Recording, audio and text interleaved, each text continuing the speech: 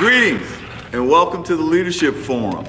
This is our inaugural program and we're delighted to have the opportunity to interview attorney Lateefah Muhammad, who is a candidate for District Number 1 City Council in Tuskegee, Alabama. And I suggest you stay tuned because this is going to be a great conversation. Good morning. Good morning to you. Attorney Lateefah Muhammad.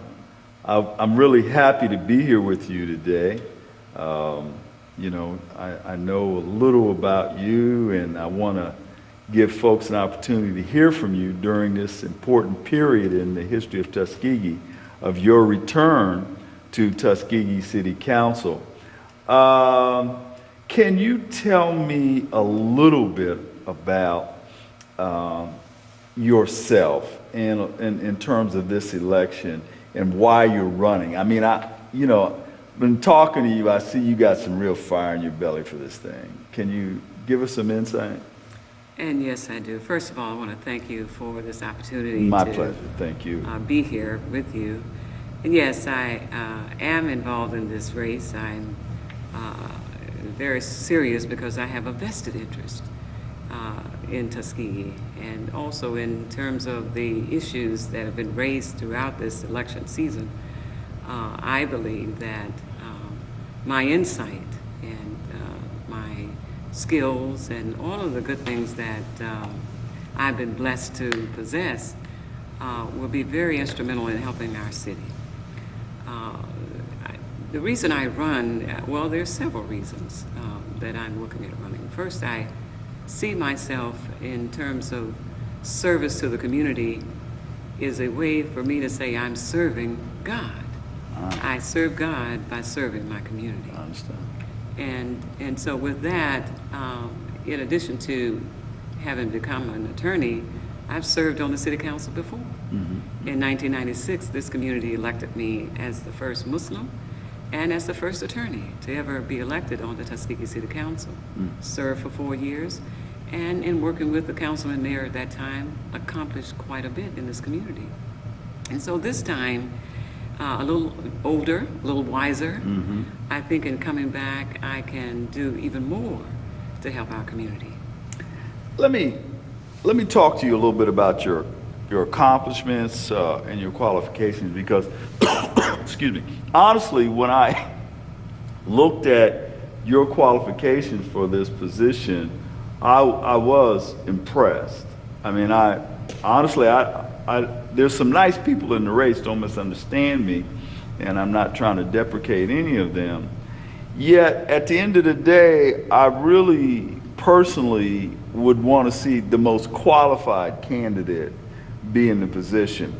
Tell us a little bit about your accomplishments and, your qualifications. Well, again, I am a lawyer. I have been practicing law in this community almost 20 years. Prior to this time, when I was on the council before, having been elected in 1996, in 1998, I became Tuskegee's first certified municipal elected official. And a lot of people say, well, what does that mean?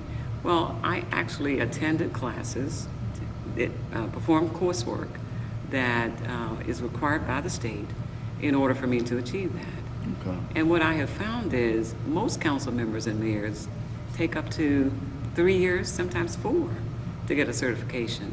And so my having done it in 2 years, I think speaks to the level of commitment which I went into the office with, because I wanted to know, I wanted to learn and know what it is that I was doing as a council person. And so I learned how to run a city. Okay. I learned what it means to be a political engineer in helping our community to do those things that need to be done. And became also the only council member in the history of this city to not miss one council meeting the entire 4 years. Okay. And the entire 4 years, I also served as a utilities board member, did not miss one meeting. Again, that speaks to a level of commitment, which also means then you are there, you're learning what you need to know and what is going on in your city, and you can make the proper decisions about them. Some of the things that we did during that 4-year period We brought the CVS store here, that's in Tuskegee. We have 2 new water towers that are here in Tuskegee as a result of the work that I helped to do on the Utilities Board. We also extended the runway, brought in at the airport, the local municipal airport, brought in over $8 million in grants to help us in doing that. Those are just some of the accomplishments that come readily to mind. We also paved over 100 streets during that time. And you know, the kinds of things that needed to be done, we were on top of them. And I think had I continued as a council member back then, I would probably still be there, because when you commit yourself to doing that kind of work, people really do respect that. Okay. And I think because I am running in this race again, people remember those things. And for those who don't remember, they're learning about them now. Well, we want to jog folks' memory, obviously. I moved here about a year ago, as you're aware, but I've been coming in and out of Tuskegee for about 5 years. And as a scholar, I am aware of the history, Yes. the rich history, the vibrant history of Tuskegee. Now, I'm a little disturbed about some of the things I'm seeing. You know, I'm looking at housing, I'm looking at the job creation, I'm looking at the drug problem. I am worried about this degradation, I really am. And I understand that government can't do everything. That's true. I understand that. But it has a role.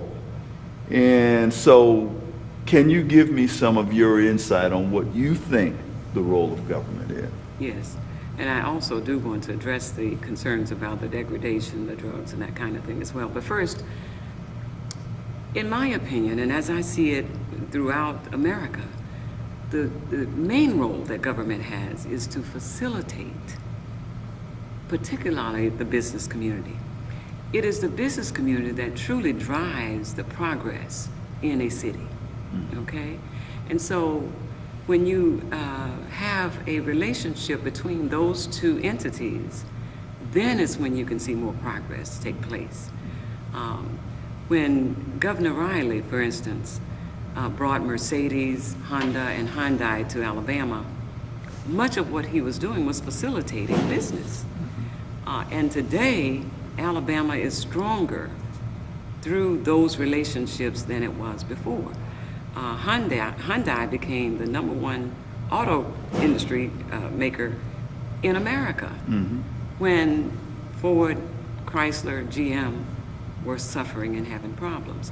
And I point that out because many people did not support the governor's position with going forward with the tax incentives Sure. and other governmental initiatives that took place during that time. But what he was doing was facilitating business to come to Alabama, and that in the long run, Alabama would then progress as a result of that. And so I see the same thing for our city. So you buy into the Yeah. notion that, you know, you have to focus on business and industrial development. Oh, absolutely, I do. Okay. And that reminds me also of another aspect of that, public-private business relationships. Partnerships. And partnerships, Okay. absolutely. Government can't do it all, and businesses can't do it all. But together, I think that's when we can really see some great progress happening in our communities, especially for new businesses coming in that may be in manufacturing, that may be in real estate development, and other areas of business that are located in different parts of the country. Does the city have the infrastructure presently, the physical infrastructure that would support industrial development? I see some things that are happening in terms of putting sewer lines and stuff in, but do they have the administrative capacity to facilitate it? And if they don't, how would you bring it about? No, I think it's clearly understood that the city doesn't. It didn't when I was here before. However, at a time when we did have it, what worked was we had a community development program where we had grant writers, people who knew how to go and seek funds and get funding for certain aspects of development here in our community. And that worked. The municipal complex came as a result of that team. Okay. The Gamillion building, where our public library is housed, our municipal court is housed, came as a result of the work of that team. We have a South Sewage Treatment Plant that's about to be closed, but the North Sewage Treatment Plant, those plants came as a result of the work of that team. And so, in my opinion, for us to be able to see the kind of development that this city needs, we have got to develop that team again. We don't have it presently, and we haven't had it for some years. And so that's a part of what I see in the next 4 years we can do that will help this city to move forward.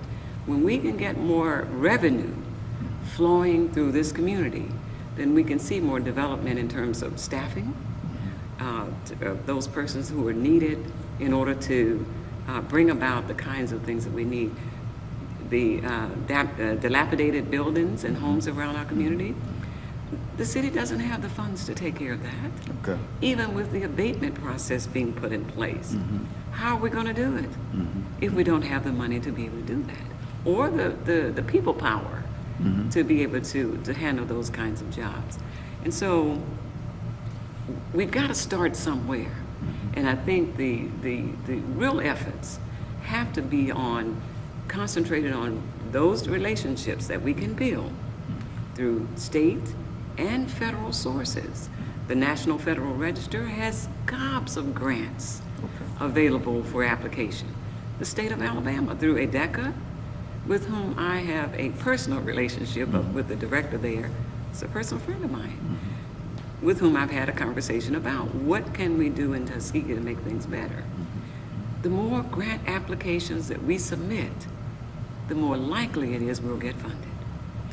All right, I'm going to pause for a moment here, and we'll come back, and we'll pursue a little bit more on that question. Thank you. Thank you.